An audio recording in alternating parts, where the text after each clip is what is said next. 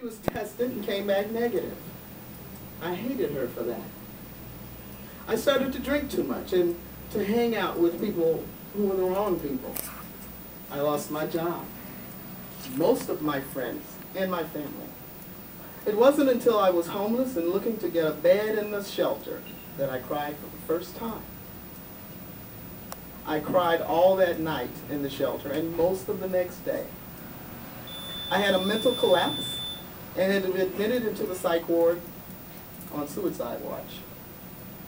I had to learn that I was no different than anyone else, and that this disease does not just attack people who have no work or who have done things they shouldn't have done. If there's one thing that I want people to learn from my life experience, it is not to judge. I realized that I judged people a lot before, and I was wrong.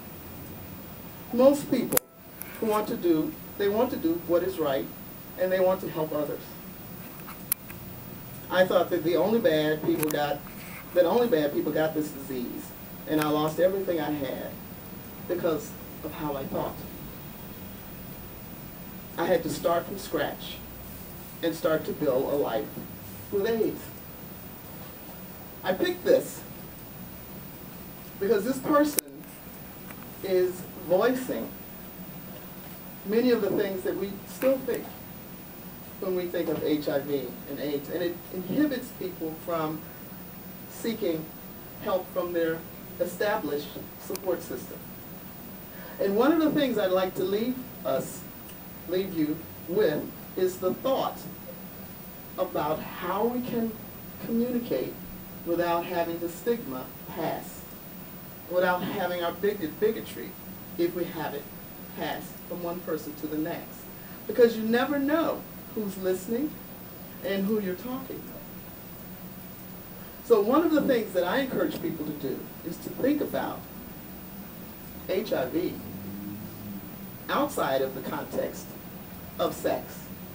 And one way I do it is to have people look at one another. Find somebody and just look at them. Just kind of pay attention to what's going through your mind. Are you thinking about the parents having sex that brought that person into the world? Is that one of the thoughts that comes through? That's how we need to address HIV. It does pass from one person to the next through sex, but there are other ways as well. And every way is through intimate contact.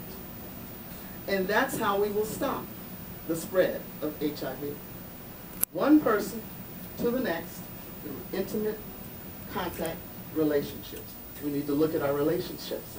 And this book helps us think about HIV and how it's spread and what it means in our communities and in our country and in our individual lives, what it means overall. Thank you. Thank you.